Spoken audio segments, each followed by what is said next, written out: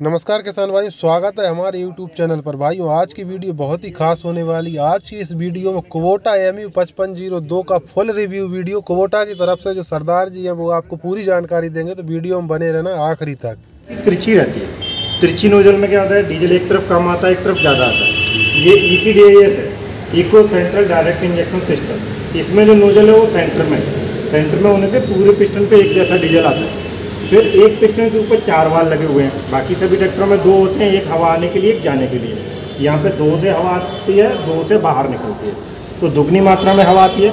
Centre से fuel आता है, पूरी हवा में अच्छे से मिक्स होता है, जिससे जो डीजल आपने यहाँ पे डाला है वो पूरी तरह से जल जाता है।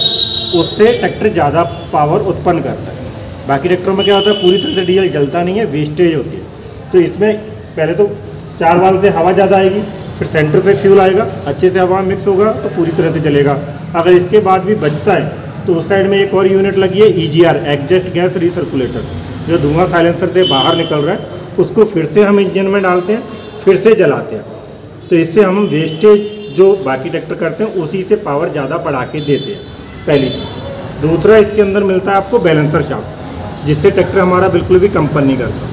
कंपन नहीं करता तो चलाने में आसान रहता है, कंपन नहीं करता तो रखरखाव का खर्चा भी कम होता है, क्योंकि जितना कम कंपन होगा उतने कल पुर्जों की लाइफ बढ़ जाएगी, तो आपका मेंटेनेंस खर्च कम रहेगा। दोनों पहियों से जुड़ा हुआ पावर स्टीयरिंग है, जिससे ट्रैक्टर दोनों तरफ को टर्न करना आसान रहता है, और स्टीयरिंग के ऊपर कोई भी वाइब्रेशन नहीं आता है।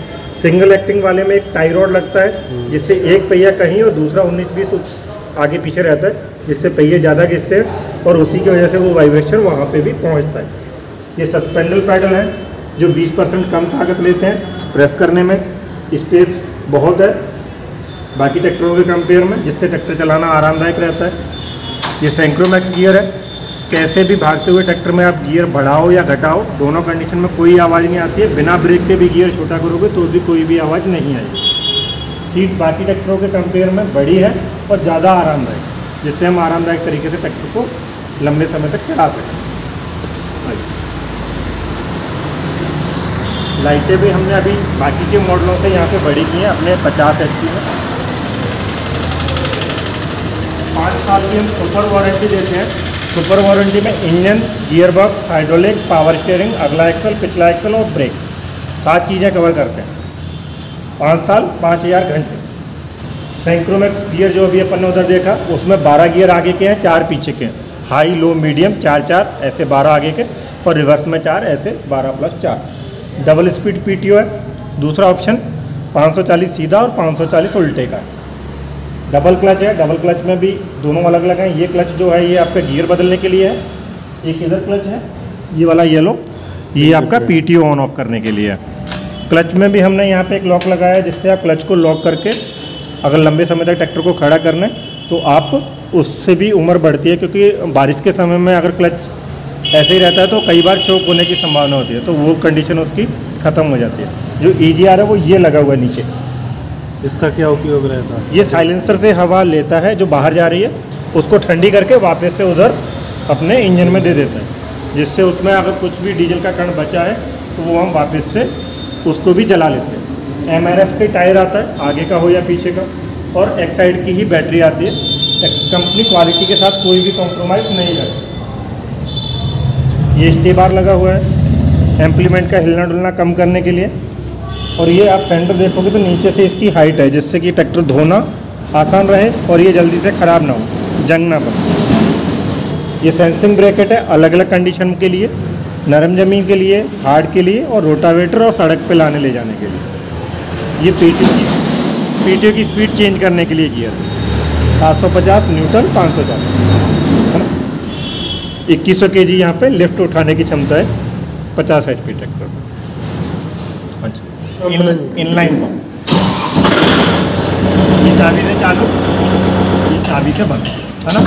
वो कैसे होता है वो भी अपन उधर देखेंगे। ये बैलेंसर शाफ्ट जो हमने बताया था,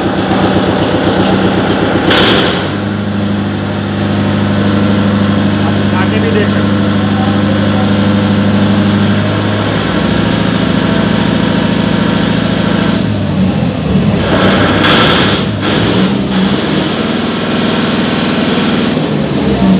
झटके से एक्सीलेटर दोगे तो वो झटका तो आएगा, सडनली एक्सीलेटर बढ़ाओगे तो गिरेगा ही। 2000 तक नहीं गिरेगा।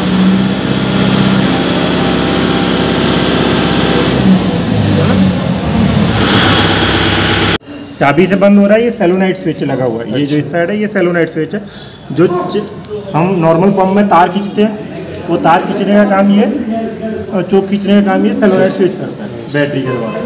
और जो रोटरी पंप होता है उसमें अगर एयर आती है तो अपने को ही नोजल के पाइप खोल के ही एयर निकालनी पड़ती है। नहीं, उसमें भी रहता है एक सिस्टम, तो फिर ऐसा नहीं है। बाकी पंप में इनलाइन पंप जैसा ये अलग से वो दिया। नहीं, मैंने जहाँ तक सुना है कि अगर ज़्यादा एयर आ जाए तो आपको लास्ट यहाँ तक भी खोलना पड़ता है। यहाँ पे आपको कुछ भी नहीं खोलना है। यहाँ पे डीजल ख़त्म होता है, आपको डीजल डालना है और ये वाल ओपन करना है बस। इसी से एयर निकल जाएगी। कोई पंप नहीं चलाना, कुछ नहीं करना।